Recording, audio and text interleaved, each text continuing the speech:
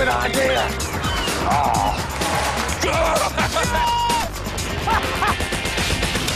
This time on the Gadget Show, Jason and I attempt a television first. I am a human. We try to present all our studio links without going anywhere near the studio. Piece of cake. We're talking artificial intelligence. Hello to fans of the Gadget Show. State-of-the-art motion capture. And a rather uncomfortable face mask. Wow. All to find out if we are totally replaceable. Behave yourself. What are you doing? This could be my P45. Also in the show, John's joined by racing legend Johnny Herbert for some extreme testing of surround sound systems. That sounded good to me. Otis goes to the 2011 Toy Fair and shows why we don't usually let him play with guns. And Pollyanna slips into her swimsuit and finds a very cool way of exploring under the waves.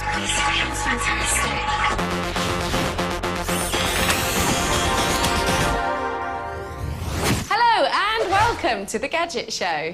Yeah, we've got possibly the most weird and exciting and unusual show ever for you this week. Yes, that's right, Jason. By now you will have realised that Jason and I aren't quite our normal selves. And that's all down to the challenge, isn't it, Jace? It most certainly is, Susie. And I, for one, am loving this challenge. Because right now I'm actually at home, having a day off, lying in a deep hot bath, happy, naked and totally chillaxed.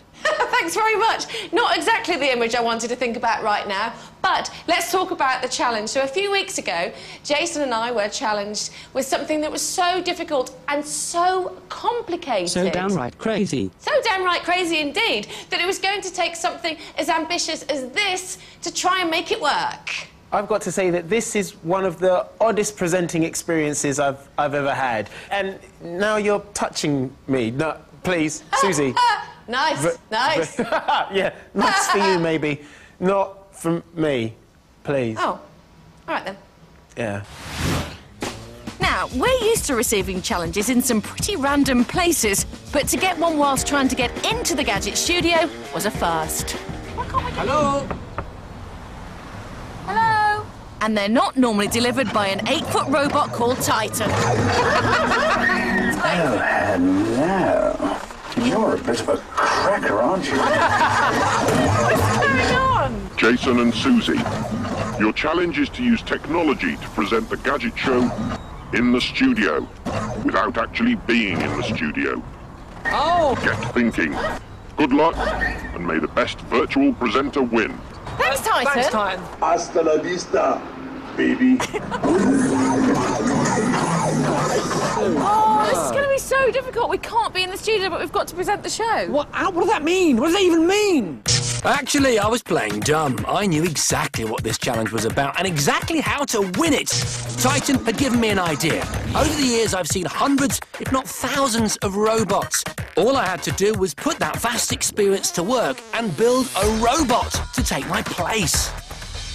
And they're getting more sophisticated all the time. The kind of robots you can now buy in your average high street far exceed what I used to watch in the movies when I was a kid. And none are more sophisticated than this little chap. His name's Neo, and I should better just bring him to life by touching him.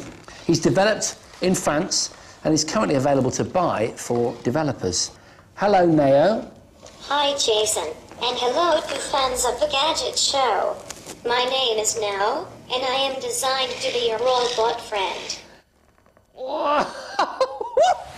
Neo is the most graceful robot we've ever seen. He's been designed as a teaching aid for engineering students, and as such, he's constantly evolving. But straight out of the box, he comes with touch sensors, cameras, infrared, sonar, mics, speakers, and a very visual interface system that makes programming him a doddle. There's just one problem. This little chap took 5 years to develop and cost $20 million. This was going to be tougher than I thought. It took me longer than Jace to come up with a plan, but after a bit of web work, I had the answer. I would take my inspiration from the biggest movie of all time. Avatar! No, I'm not going to paint myself blue, but that film was all about creating a clone, an avatar, so someone can be in two places at once. Now, if I can do that, if I can create a digital puppet, an avatar, then I can be in the studio without actually having to be in the studio. And for that to make it as real as possible and as true to me, I need motion capture. Motion capture, the recording of actors to create realistic virtual characters, has been around for more than a decade. But now it's not just high-end movies that are using it, but also TV and video games too. So, to capture body movement, typical technology would be cameras like these, a studio rather like this one, and a bobble suit, which is rather unflattering, like this. The cameras pick up the reflective bobbles, and specialist software on high-powered computers instantly turn my movements into a three-dimensional stick Susie. All I needed now was a way of putting some meat on that wire frame. This was looking promising. So how long would it take you to make a Susie, complete, looking like me? It could take a few months. Well, a few weeks to a few months, yeah. It totally depends. You know I want to do this real time though, don't you? Not without the avatar budget, you're not going to. You're going to struggle. Creating a realistic-looking avatar that could react to my every move was proving tough.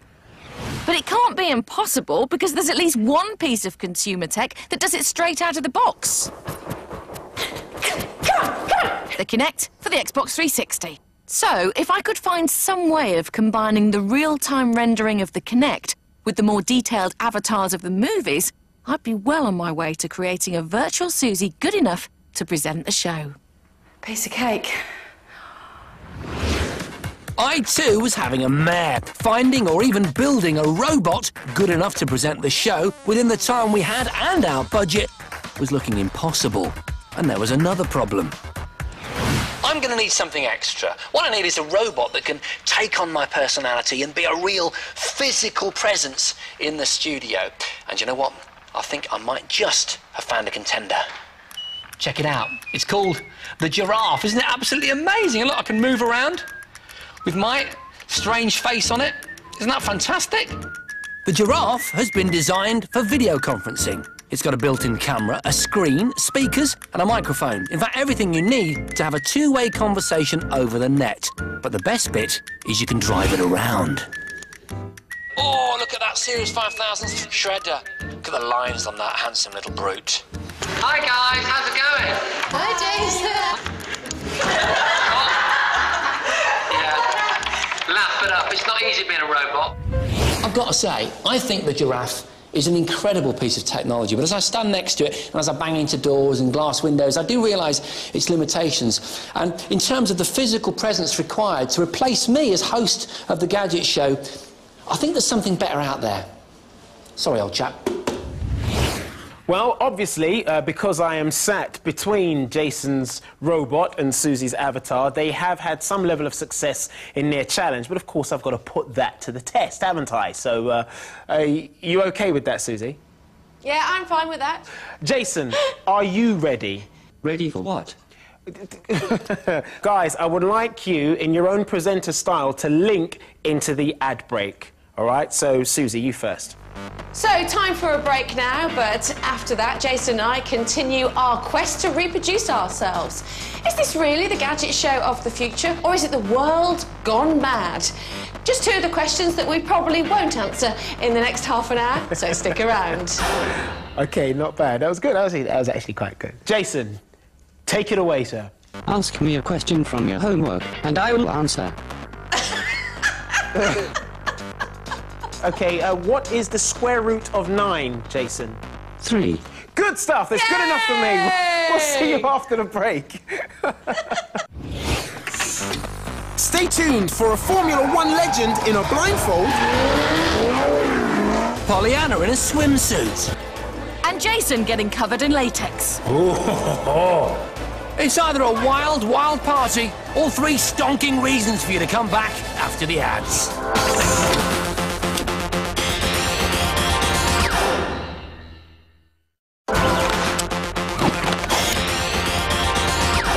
Welcome back. Now I want to talk to you about surround sound. For many of us, the home entertainment experience wouldn't be complete without the sound of aeroplanes whizzing overhead, cars screeching across the living room, and monsters creeping up on us from behind the sofa. There's no doubt surround sound really does bring movies and video games to life. But for non-audiophiles, the marketplace can be rather daunting, full of amplifiers, speaker stands, speakers, cables, and all sorts of stuff at prices that would make even a movie star blush. So, how much do you really need to spend to get a good surround sound setup? Well, to find out, I enlisted the help of a racing driver and devised a devilishly cunning test. I'd got 3 systems, a top-of-the-range one from Bose, a mid-priced Teufel impact system, and a budget-priced one from Sony, and I was going to have a little fun with them. I'm not going to test these 3 systems by just watching a movie. Oh no, I'm going to record my own soundtrack. Off you go, Sam. Here at the famous Rockingham motor racing circuit, our soundman Neil used a surround sound microphone to record stunt driver Sam's signature moves. The drifts, the donuts, and everything in between. Good. It's a pretty satisfying sound. We then went to a professional sound studio to produce a full cinematic 5.1 surround sound version, which we could play on each of our 3 home cinema systems. The one that sounded the most realistic would be our winner. And for the sound test, I'd invited Le Mans 24-hour champion and Formula 1 racing legend Johnny Herbert to choose his favourite. Now, you must be pretty used to the sound of a racing V8 like that. Yeah. But are you also a home cinema enthusiast? I have got one at home. I do get moaned about when I'm fiddling around with it. So you're quite particular about your sound and settings, all that sort of thing? Very Excellent. much so. Makes a big difference. Good, good, good. To avoid Johnny getting clues about the different systems, I made him wear a blindfold and noise-cancelling headphones between tests. But once I'd pressed play, I removed the headphones. First up, he listened to the mid-range Teufel Impact 3000, which has a claimed 600 watts of output and an integrated Blu-ray player. It had a detailed sound, but it didn't seem to be impressing Johnny. So, Johnny, what do you think of that? That was very echoey, that one. It all seemed very sort of distant and not close to me. There wasn't that sort of deep surround sound to it. Next, I set up the top-end Bose V35 system, which has inputs for 6 HD video and audio sources, including an iPod dock. The Bose delivered a rich, beautifully cinematic sound, but was it as good as the real thing? Verdict on number 2? That was a much deeper sound, a little bit more bass to it. I sort of felt still it was a little bit more behind me. The only time I really noticed it was properly in front of me was actually when it stopped and I heard the door slam. Oh dear. So, would the budget Sony BDV E370 system with its claimed 850 watts of output be realistic enough for Johnny?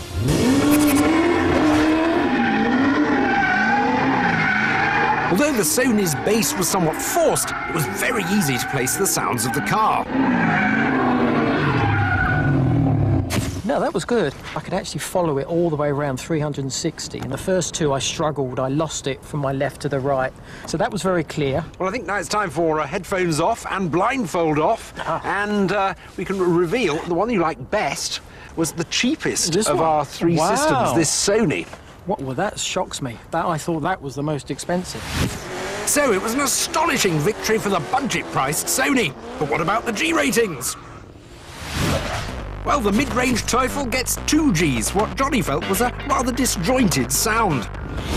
The high-end Bose gets 3 Gs for an agreeably cinematic performance that nevertheless falls slightly short of the hefty price tag.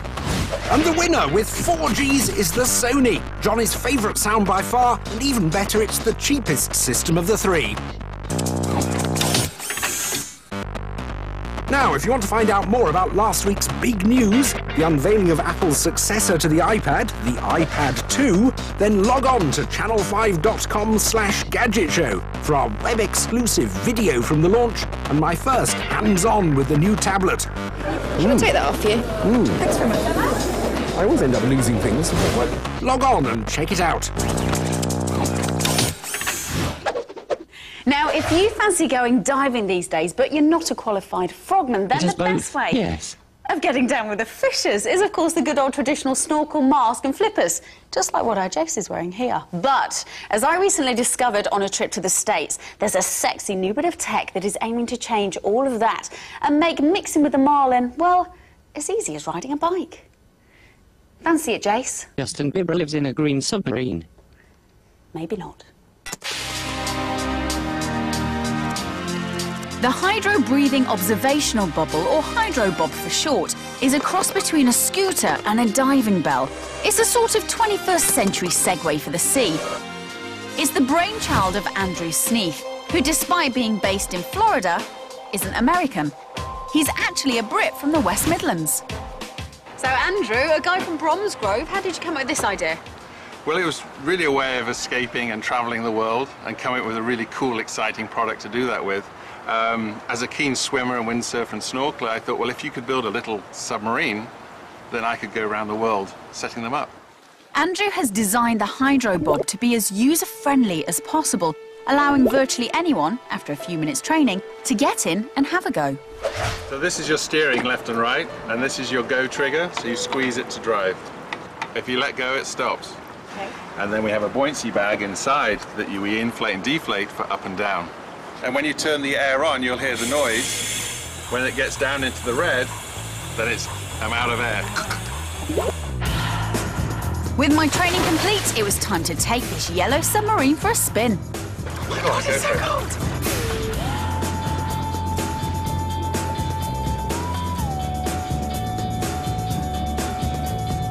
Oh my God! This feels fantastic. It just feels like you shouldn't be able to do this. To be able to travel on water without a mask, without breathing apparatus on your face. The Bob has a small electric motor under the seat that receives its power from a hefty battery in the base. It's got a top speed of around 5 knots, which is more than enough for bobbing around. Look how quickly that turns! I love it! So easy and really responsive. And look at the view! 180 degrees is what you can see, and there's 2 panels at the back as well to your windows. You can see so much underwater, and it's amazing in the swimming pool. Imagine what it's like in the sea. Now, one thing that stands out like a sore thumb is the buoy that's attached by a line to the Bob's dome. It's not needed to keep the thing upright. It's there to stop beginners from going too deep, and it also lets people on the surface know where you are, which, if you're in the sea, would be a real safety aid. It's really so unique. And it's definitely a case of the more the merrier. With other people in the water, it's even more fun. The Hydrobob costs £9 and they're already proving hugely popular at holiday resorts all around the world. This could just be how we'll all get to swim with the fishes in the future. Right, time for another little ad break now, but after that... Otis takes a mature, sophisticated and considered look at this year's top 5 toys.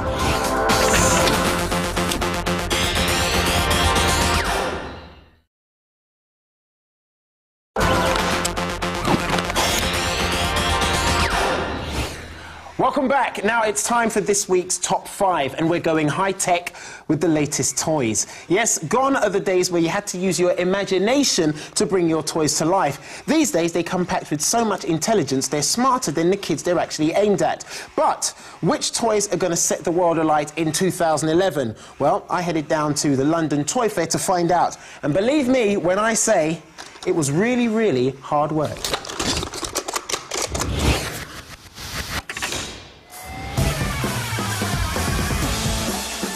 The Toy Fair at London's Olympia is Britain's biggest exhibition dedicated to all things toy-related. How you doing? With over 200 stands, it's bristling with all the latest and greatest new toy tech for 2011. And I was in my element. It's everything here from cool RC cars, giant miniature toy Ferris wheels, cute cuddly toys that repeat what you say, life-size Lego ninjas, and of course a whole host of your favourite characters.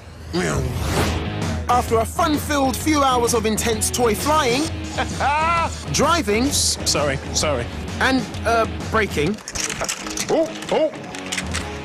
I'd come to a decision on my top 5 toys for 2011. I didn't know Sorry. At 5, it's the Whiplash Scooter, a unique creation combining a twisting waveboard with a set of scooter handlebars that can be ridden in 2 completely different ways. You can either ride it like a traditional scooter, 1 foot on, 1 foot for propulsion, or you can use both feet to twist and flex the board as you carve and weave yourself along. Check me out. At 4, it's Air Picks, an ingenious electronic plectrum that brings air guitaring to life. Each one comes pre-programmed with 3 rock classics. In order to play the songs, all you've got to do is play your air guitar. An accelerometer senses your strumming movements, which in turn triggers the inbuilt speaker to play the notes. It's the simple things, you know what I mean? At 3, it's the Pop Shots Bender Blaster, a brand new air-powered dart shooter with a clever feature for super sneaky covert combat. The foam barrel can be bent any direction you like so that this suction-tip dart can be shot even round corners. You can even shoot over walls. The best part is, no one knows it was you. Only problem is, when you run out of ammo, sorry, you may have to offer up a grovelling apology to your unsuspecting victims. Thank you. At 2, it's the App Toys App Gun, a revolutionary gaming peripheral built to enhance your iPhone and iPod gameplay experience. Look at it. It's an iPod in a toy gun. Forget tapping about on the screen with your fingertips. With this, you can lock, load, swing about a bit, and pull a real trigger. It's been launched with a compatible game available through the App Store called Alien Invasion. Oh, who got me? Where are they? Ah! It uses the iPhone's camera to create an augmented reality alien shoot-'em-up. Big kids will be satisfied with this, yeah? Oh, this is great. And at number 1, it's the Eyeball, a brand new interactive puzzle which will have you hooked in an instant. The Eyeball has 6 different buttons, which, when pressed, will light up in one of 3 different colours, red, green or blue. The challenge is to hit the buttons in the correct sequence so that all 6 light up with an identical colour. That sounds really hard. However, if you're clever... 2 reds. Or persistent enough to complete it... 4 reds! You can post your time on a global leaderboard on the company's website, eyeball3.com. Did he stay intact if you throw him against the wall in frustration? Okay, no, okay. This one here is the kind of toy I know Susie likes, so yeah. Susie, why don't you have a go on that? Yes, please. Oh! See, just a little Avatar-based humour there. Oh, I'm sorry. Now, if you've just joined us, you're probably wondering why I look, well, a little bit strange. And Jason here looks like a baddie from a very old episode of Doctor Who. Explain, Jace. What do you think of Star Wars? Yeah, you know I like Star Wars. Anyway, the thing is, with the challenge, we were asked to create gadget versions of ourselves to present the show from the studio without us actually having to be there. So, obviously, I went down the Avatar route, and Jason here went down the robotic route. Didn't you, Jace? I am robotic. Yes, you are robotic. And indeed, for Jace to be robotic and for me to be an avatar, to get to this stage, we had to get our hands on some incredible tech that we've never seen before on the Gadget Show. I was convinced that a remote control avatar was still the best way to win this presenter challenge. But I'd struggled to find a way to control the avatar in real time, which is why I enlisted the help of Ignition, one of Europe's leading virtual reality specialists. And boy, did they have the kit. We have got our hands on this, the latest technology, and we are the first people to be able to use it. It's a huge light box with 14 cameras all the way around, each camera capturing a different angle of my body. As I move around, you'll see it capturing exactly what I'm doing. And it works on silhouettes, so no need for a bobble suit to create their stickman. Plus, and this is the big one, with this system, they can build me an avatar that I can control in real time. So, I had some photographs taken back at the Gadget Show studio and sent them down to Jeff, and he's been working with those photographs and an avatar of a gaming girl, really, to merge and create. That's right. Yeah. Susie. Yep. So here's what I started out with, and you can see I've got views of you from the front and also from the side and from the rear. It's getting to look a bit more like you as far as the proportions go. Okay, so how easy is that to change now? Could you just narrow the waist and make the legs longer? Longer legs, yeah. The digital diet works wonders. With my avatar's body taking shape, I moved on to its head and teaching it to talk. Hello and welcome to the Gadget Show. A, E, I, O, U. It seems like the mouth at the moment is just opening and closing like a puppet. Can we make it any more sophisticated? We certainly can, yes. We can take your voice and by tweaking the sounds that it's hearing, we can make it match so you can get more of a realistic voice and facial features. Bringing the avatar to life had been relatively straightforward. The challenge I now faced was how to send all that data from London to the Gadget Show studio in Birmingham. We've been able to capture my movement, we've been able to make an avatar, and the last piece is to send the information to Birmingham. And at the moment, can't do it. We've just got all manner of problems with connections, and if we can't send the information up there, the whole thing has been for nothing. Another sleepless night, I think, chaps. I was certain that my idea of building a presenter bot was still the winning idea, and so I began with the most important part, the brain. And for that, I enlisted the help of artificial intelligence expert Rollo Carpenter. Rollo's the brains behind an AI program called Cleverbot that over the last 3 years has been learning how to chat online. Lovely, sunny day.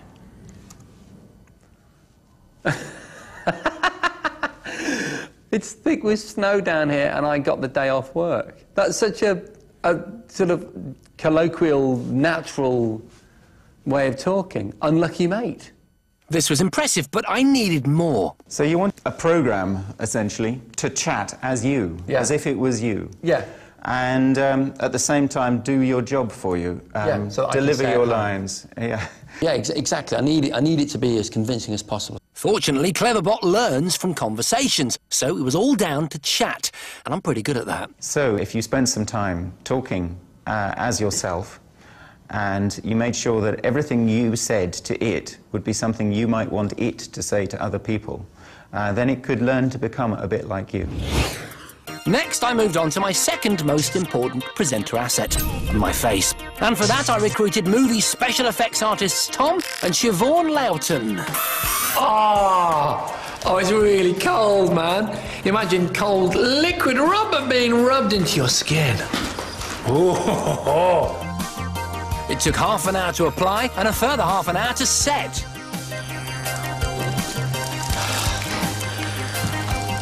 There he is.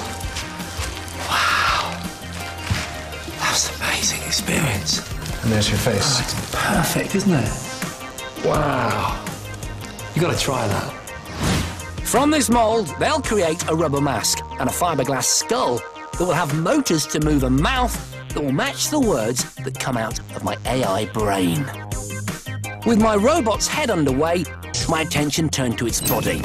Unfortunately, all my presenter bot is required to do is sit on the Gadget Show sofa, so I could keep things quite simple.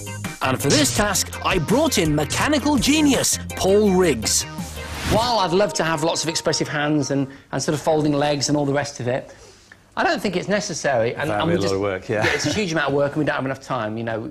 And so basically, I think we're looking at just moving my head. OK. That keeps it really simple, because then it's just one motor. We can use it to move your head back and forth. Do you think you can pull something together in a couple of weeks? I think we can do it now. Great! Show me to your soldering iron. And this is what Paul came up with. 2 microphones that, through software, would turn a motor to face wherever the sound was coming from. Yo. Yo. That is amazing. Test complete. Hey, good work. Great work, man. And by concentrating on the head, we could keep the body simple, and I mean really simple. Right, Jace, this might tickle a bit.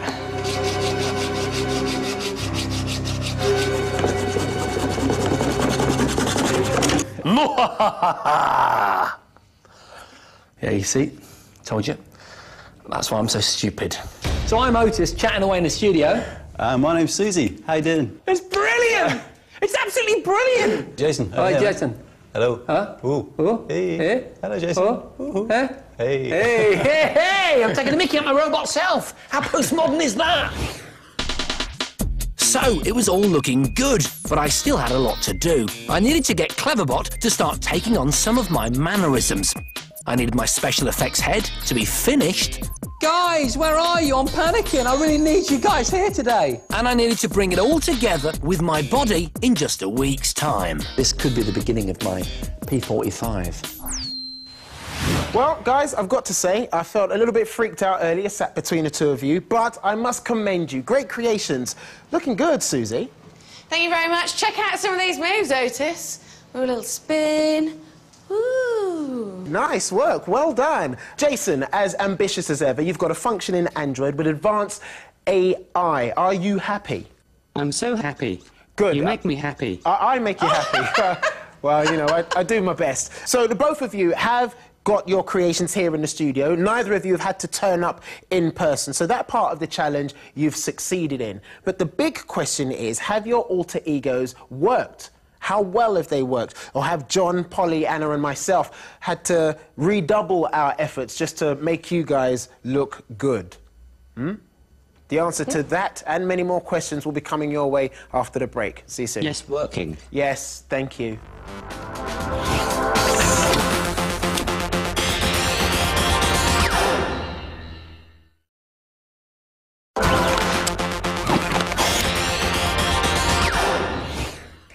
And welcome back. Hope the ads were entertaining.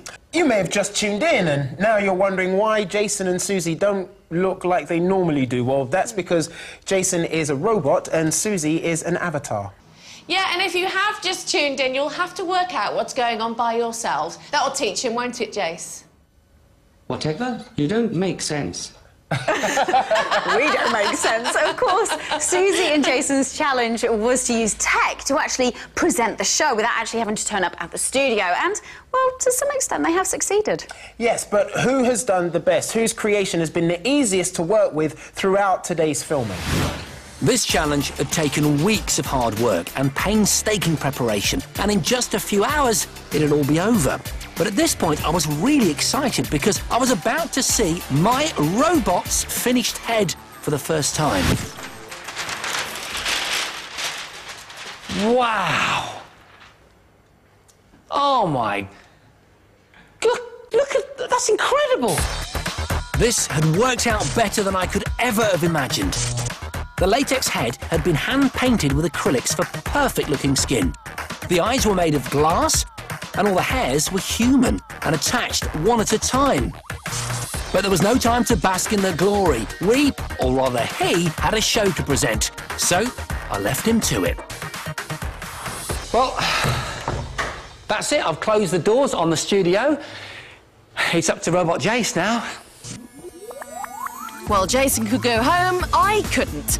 From a motion capture studio in London, I'd be actually controlling my avatar throughout the recording. That would be quite good on the sofa. Although, my arm's going to really ache if I do that. And the good news was we'd cracked our data transfer problem. The problem was we were sending far too much information down the line. So what we're now going to do is just send my stick character and feed that from Ignition Studio in London up to the Gadget Show studio in Birmingham, where a computer would generate a fully rendered avatar, reducing the amount of data we needed to send by 90%. That is the plan.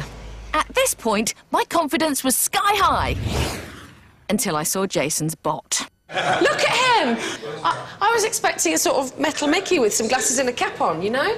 It's a good likeness. It's remarkably realistic. It's amazing. Yeah. I thought we got this in the can, and now I really think we're up against it. And fixing my position on the sofa for the first link didn't go exactly how I'd imagined. Don't do that with your leg. Oi, oi! Behave yourself. What are you doing? It's like Ghostbusters.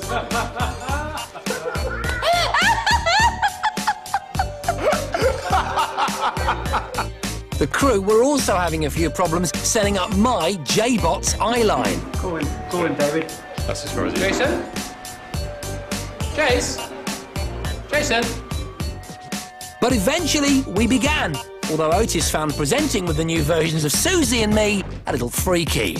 This is one of the weirdest experiences I've had as a presenter. Jason is here, but not here, although you could argue that's par for the course. And Susie isn't here at all, apart from in voice and a CGI rendering, which is now touching me. Susie, please, that's got to be the most disturbing thing. This is just all too weird for me! Now, my J-bot, as much as any computer can, thinks for itself using a specially modified version of a program called Cleverbot. But the responses don't always make sense. Now, the reason why we both look very different to normal is connected to the challenge. Isn't it, Jason? Yes, please. And action. So we came up with a plan B. We got its robot brain creator, Rollo Carpenter, to do a bit of extra programming. If at any time J-bot heard an exact phrase from the script, he would respond with a scripted reply. Hello and welcome to the Gadget Show. Yeah, we've got possibly the most weird and exciting and unusual show ever for you this week. It worked, but it took forever and played havoc with the schedule. It's 1 o'clock. We've been here since 8 o'clock this morning and we've literally done the opening link and that's it. And after a quick break for lunch, in which Jason didn't join the crew, he wasn't hungry for some reason, we continued as we started. 10, take 1. Slowly.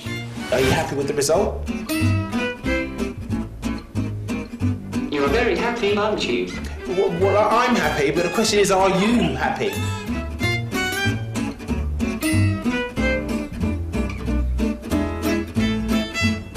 I'm so happy. Good. You make me happy. I make you happy. Well, you know, I do my best. But Polly seemed impressed. Oh, he's having a little look. It's just like him. In fact, I'd say he's even funnier.